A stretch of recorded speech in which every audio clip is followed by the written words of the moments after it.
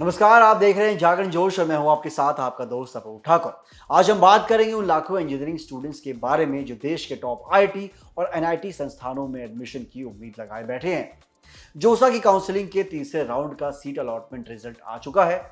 इस बार के अलॉटमेंट ने सबको चौंका दिया है क्योंकि जोसा काउंसलिंग के तीसरे राउंड में एक बहुत ही अनोखा रिकॉर्ड देखने को मिला है दोस्तों।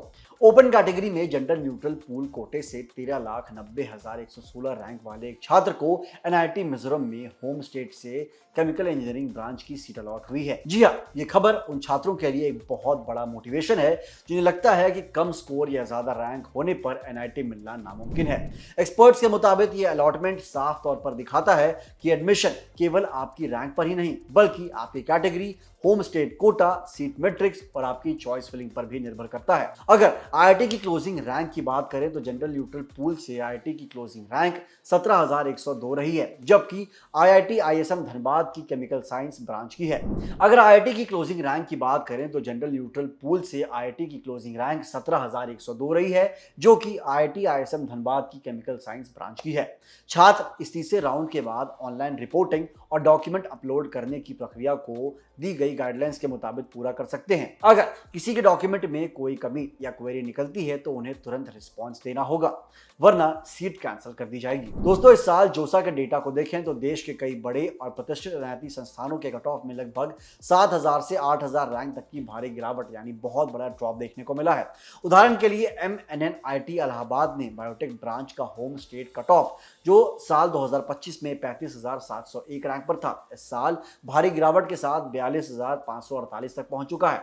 इसी तरह एनआईटी भोपाल में केमिकल इंजीनियरिंग का कट ऑफ पिछले साल 37,177 की तुलना में इस बार गिरकर 38,769 तक चला गया है, यानी यहां भी करीब 1,500 से 2,000 रैंक का ड्रॉप आया है। हैरानी की बात तो यह है कि देश की सबसे टॉप मानी जाने वाली एनआईटी त्रिची में भी कट ऑफ थोड़ा नीचे गिरा है। वहां केमिकल इंजीनियरिंग का अदर स्टेट कट ऑफ साल 2015 के 11,617 से गिरकर इस बार 11,802 पर बंद हुआ है। इसके अलावा नॉर्थ ईस्ट के एनआईटी संस्थानों में भी बहुत बड़ा ड्रॉप आया है।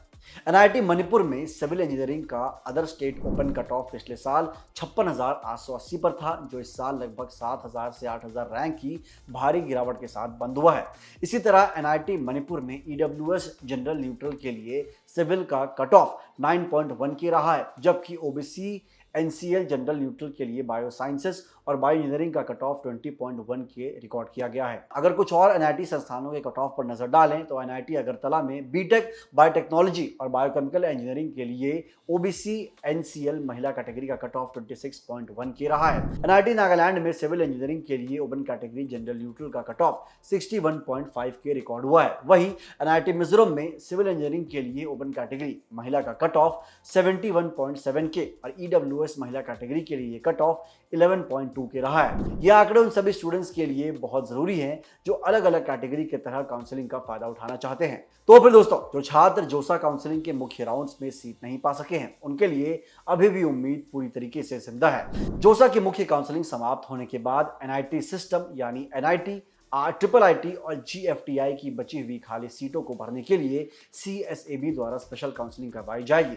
सीएसएबी काउंसलिंग की ये पूरी प्रक्रिया 2 राउंड में आयोजित होगी, जिसके लिए ऑनलाइन रजिस्ट्रेशन और चॉइस फिलिंग 28 जुलाई से शुरू होकर 5 अगस्त के बीच चलेगी। ये पूरी काउंसलिंग प्रोसेस 17 अगस्त तक समाप्त हो जाएगी दोस्तों। इसलिए जिन स्टूडेंट्स की रैंक थोड़ी ज्यादा आई है वे हिम्मत ना हारें। सीएसएबी काउंसलिंग की पूरी प्रक्रिया 2 राउंड में आयोजित होगी, जिसके लिए ऑनलाइन रजिस्ट्रेशन और चॉइस फिलिंग 28 जुलाई से शुरू होकर 5 अगस्त के बीच चलेगी। ये पूरी काउंसलिंग प्रोसेस 17 अगस्त तक समाप्त होगी दोस्तों। इसलिए जिन छात्रों की रैंक थोड़ी ज्यादा आई है वे हिम्मत बिल्कुल भी ना हारें और सीएसएबी राउंड पर कड़ी नजर बनाए रखें। फिलहाल के लिए इस वीडियो में बस इतना ही। करियर और काउंसलिंग से जुड़ी ऐसी हर बड़ी अपडेट के लिए जुड़े रहिए हमारे चैनल जागरण जोश के साथ। मिलते हैं अगले वीडियो में। जय हिंद।